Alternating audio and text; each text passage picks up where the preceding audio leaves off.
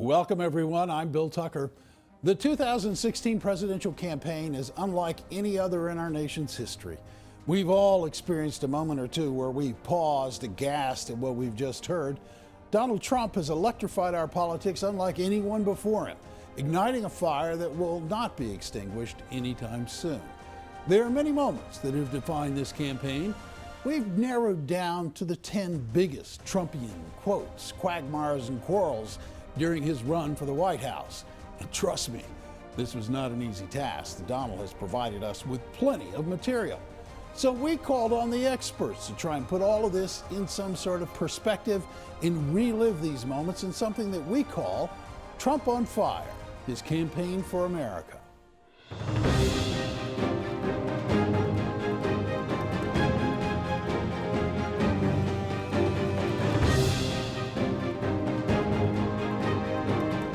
First, let's take a look back to how we got here. After a brief struggle with Senator Bernie Sanders, Hillary Clinton emerged in her expected spot as the heir apparent at the top of the Democrat ticket. Meanwhile, on the Republican side, there were many faces, from senators to former and current governors, a neurosurgeon, and even a future Dancing with the Stars competitor.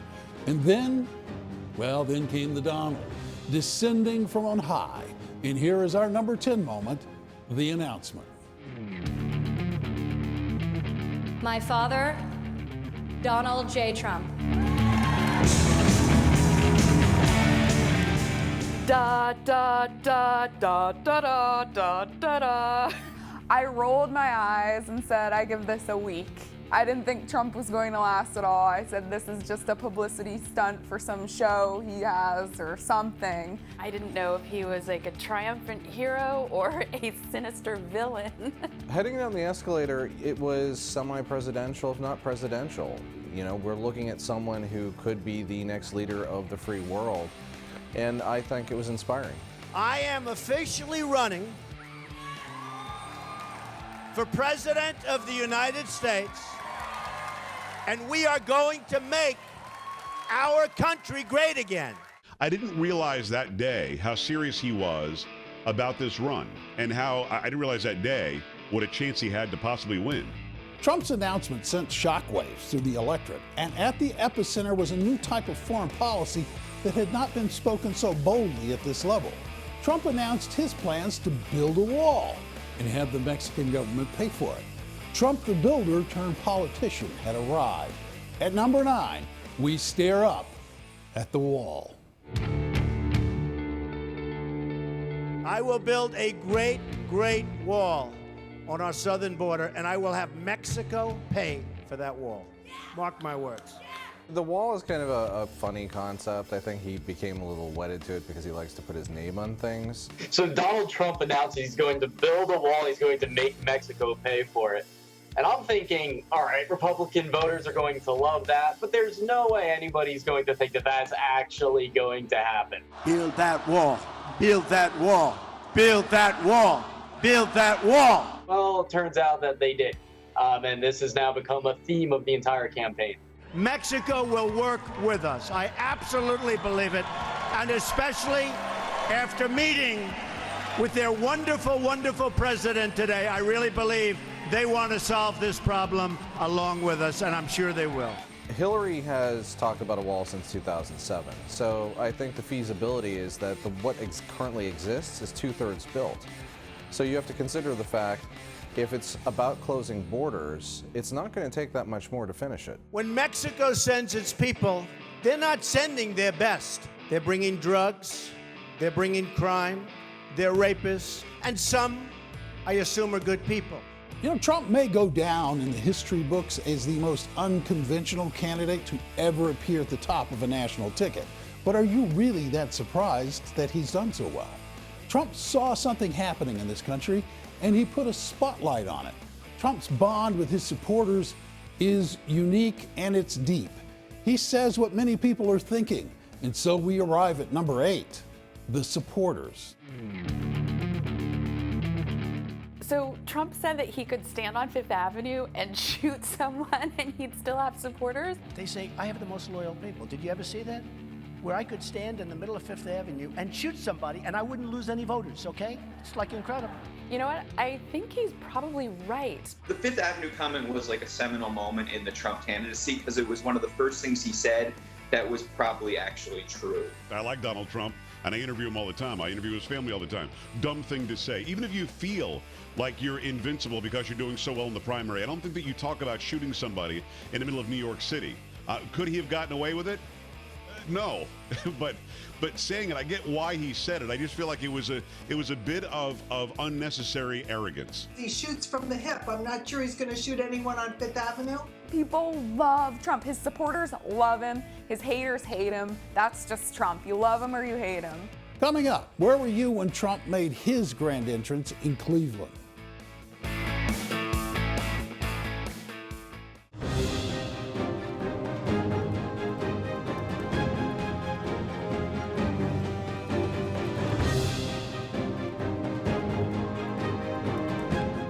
Welcome back. Our nation was shaken on December 2nd, 2015. In the middle of a festive holiday office party in San Bernardino, California, 14 people were killed in an act of radical Islamic terror on American soil. Following the attack, Donald Trump announced his plans to temporarily ban Muslim immigration into the country until we can be sure of who's coming. Number 7 on our countdown, the ban. Donald J. Trump is calling for a total and complete shutdown of Muslims entering the United States until our country's representatives can figure out what the hell is going on.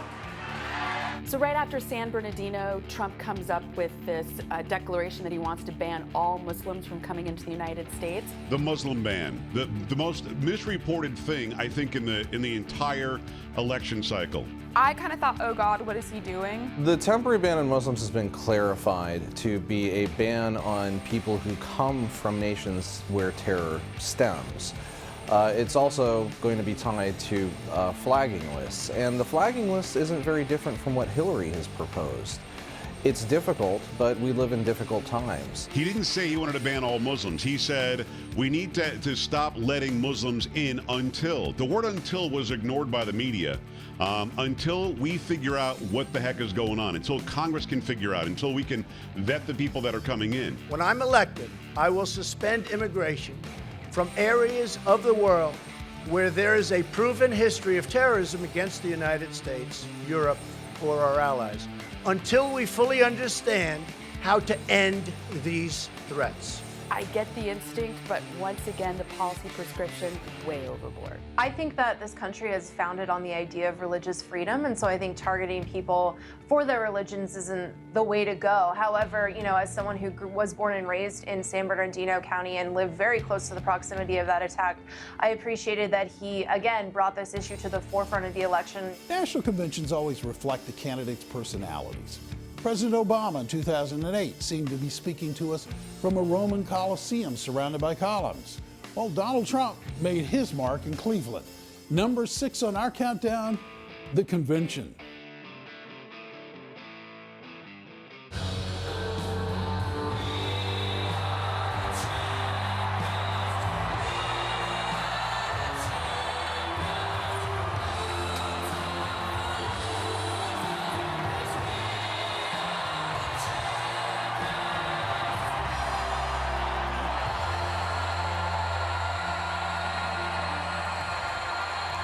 I thought it made him look like a rock star. It was fun. I mean, it was typical Trump self-glorification. I thought it was kind of perfect. It looked like a WWE entrance. It was too pageantry and just like a facade. It seemed fake. Trump's gonna be Trump. What can I say? Friends, delegates, and fellow Americans, I humbly and gratefully accept your nomination for the presidency of the United States. It was big, it was huge, as a matter of fact, and it was very classic Trump. You know, the way that he announced this whole election was coming down the stairs of coming down an escalator and having this big theatrical scene. I thought that the entrance into the Republican convention was just a perfect continuation of his theatrical persona throughout the election cycle. I don't think anybody's really going to remember anything he said. I think most people are going to remember it for that time that Donald Trump got on stage and yelled at the American people for 45 minutes. And he got a bump out of it. It's been the summer of Trump. It's down in the history books. There's never been anything like it. The coverage of Trump's campaign has been contentious to downright nasty. He may have been a media star before his political days, but throughout his run for the White House, the media have not hidden their disdain for Trump. They don't like him, and he flat out doesn't like them. And so we arrive at number 5 on our countdown, the media. The media is simply an extension of Hillary Clinton's campaign. I love the way Trump plays with the media. Conservatives are so sick of the establishment media. They have been waiting for a fighter. He's gotten, what, $2 billion in free advertising just in the Republican primary? What you see is a complete fusion now of celebrity and politics in a way that we've never seen before, and politics has changed forever. Trump was the media darling, right? He's on The Apprentice. Anywhere he went, I mean, if he passed gas, the media was there to go cover it. Then suddenly he was the greater enemy. And in talking with Donald Trump, he actually was surprised by this. I said, hey, these are all your buddies. Did you expect this to happen? You see this coming? He said, I really didn't. I didn't think they would do this to me, but you know what? I had to adjust. And he has. Without the media and without the press, Hillary Clinton would be nothing. Coming up, Donald's plans for Hillary following Election Day include her wearing orange.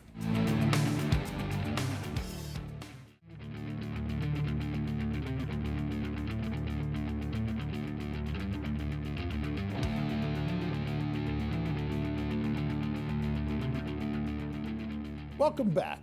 Ali versus Frazier, Coke versus Pepsi, cats versus dogs. None of those compared to the buildup of Trump versus Clinton. The 2016 presidential debates were as advertised, filled with personal attacks, mudslinging, and even the threat of jail time for one of the candidates. So next on our list, number 4, the debates. We have a divided nation because people like her, and believe me, she has tremendous hate in her heart.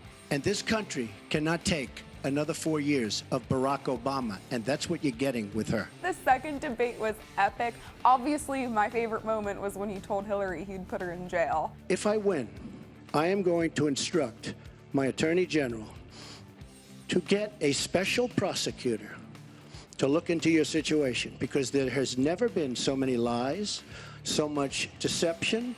There has never been anything like it. It's just awfully good that someone with the temperament of Donald Trump is not in charge of the law in our country. Because you'd be in jail. Secretary Clinton.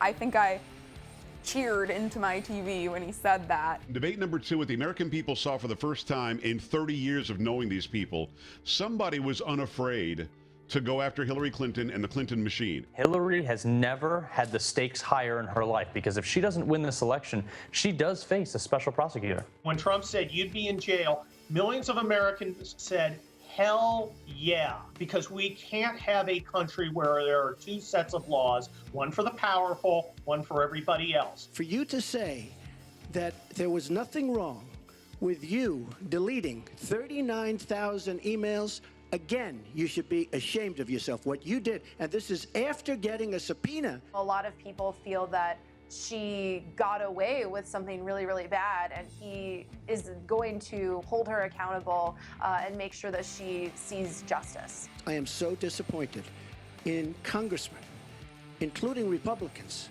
for allowing this to happen. Our Justice Department, where her husband goes onto the back of an airplane for 39 minutes, talks to the Attorney General days before a ruling is going to be made on her case. I think Trump is more of a sideshow who will be gone in 4 years without trying to destroy our country. I think he's a firewall against the kind of progressive transformation that Hillary Clinton's been dreaming about for 50 years. Donald Trump will end the campaign with some battle scars. As much as Hillary Clinton's past decisions and personal history with her husband should have been the focus on the campaign, Trump admittedly stepped into unfortunate territory with some of his quotes about women. We arrive at number 3, the women. Trump and his women. It sounds like it could be a movie with all of these different, many beautiful characters in them. He seems to have a very complicated relationship with women, at least the ones he doesn't know. Women do like me. I'm telling you. I respect women incredibly. When the Billy Bush tapes came out, it reached just a ludicrous level, how his surrogates were trying to help him and trying to make this all right. You called what you said locker room banter. You described kissing women without consent, grabbing their genitals. That is sexual assault. You bragged that you have sexually assaulted women. Do you understand that? No, I didn't say that at all. I don't think you understood what was said. This was locker room talk. I was disgusted by that video. I was offended by it. Holy mackerel. What is that? What on earth? I moved on her like a but I couldn't get there, and she was married. And all of a sudden, I see her, she's now got the big phony and she's totally changed her looks. Just start kissing them. It's like a magnet. And when you're a star, they let you do it. You can do anything. Whatever you want. Grab them by the you can do anything. A lot of those words in that Billy Bush video, it reminded me of what I hear on a Jay-Z or a Beyonce recording. I'm very embarrassed by it. I hate it, but it's locker room talk, and it's one of those things. I don't know, as I said, his personal relationships with women, but I don't know that somebody who is anti-woman or who looks down on women or is a misogynist would ever have women so high up in his corporation. I'm going to take what I know his actions to be. What they're accusing my husband, that is not the person that I know. Those words, they were offensive to me, and they were inappropriate. And he apologized to me, and I accept his apology. After I got over the shock of it, it is just words, and I care more about actions. And I think Hillary's actions have proven to us that she should not be in the White House. Coming up, the hottest piece of political merchandise since the campaign button.